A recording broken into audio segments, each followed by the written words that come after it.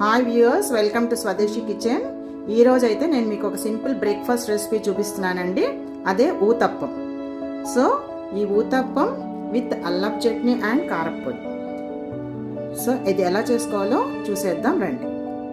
Let's go.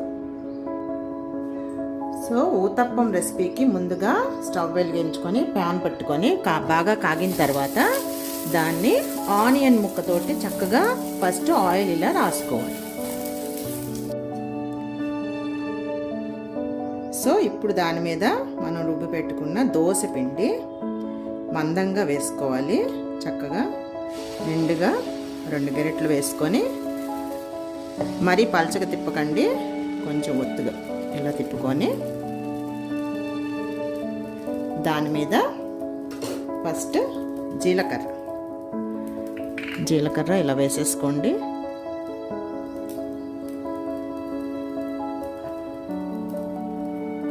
ఆ తర్వాత onion, పచ్చిమిర్చి మొత్తం స్ప్రెడ్ చేసుకోండి. చక్కగా ఆనియన్ సన్నగా కట్ చేసుకొని దాని మీద పచ్చిమిర్చి ముక్కలు కూడా వేసుకోండి.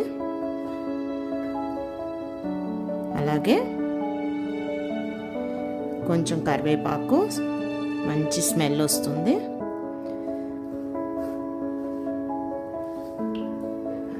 And finally we will garnish with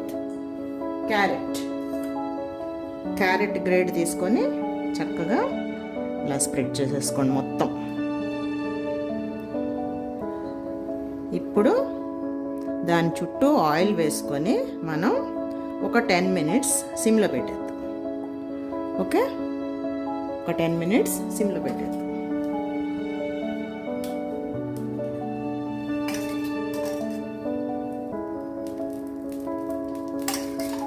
కొద్దిగా ఆయిల్ ఎక్కువే పడుతుంది, మరీ ఆయిల్ లేకపోయినా టేస్ట్ ఉండదు ఊతప్పం.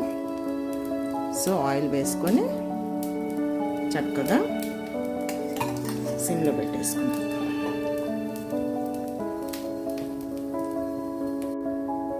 సో ఇలా కవర్ చేసేసుకొని అలాగే సిమ్లో బాగా రెడ్డిష్ బ్రౌన్గా వేగే వరకు అలా ఉంచుకోవాలి. సో ఊతప్పం ఎంతవరకు ఫ్రై అయిందో చూద్దామండి. లిడ్ ఓపెన్ చేసుకొని ఒకసారి చెక్ చేసుకుందాము. ఇలా మనం ఎత్తి చూస్తే తెలుస్తుంది, డార్క్ బ్రౌన్ కలరు చూసారా. So now it is ready to eat.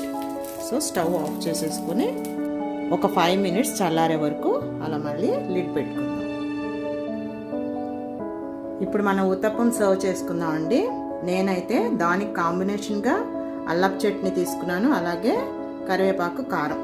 So వీటితో నేను దాన్ని ఇప్పుడు టేస్ట్ చేస్తాను. ఓకే, సో ఇలా ప్లేట్లోకి తీసేసుకొని మీకు నచ్చిన చట్నీతోటి మీరు చక్కగా ఊతప్పం ఎంజాయ్ చేయొచ్చు. Okay friends.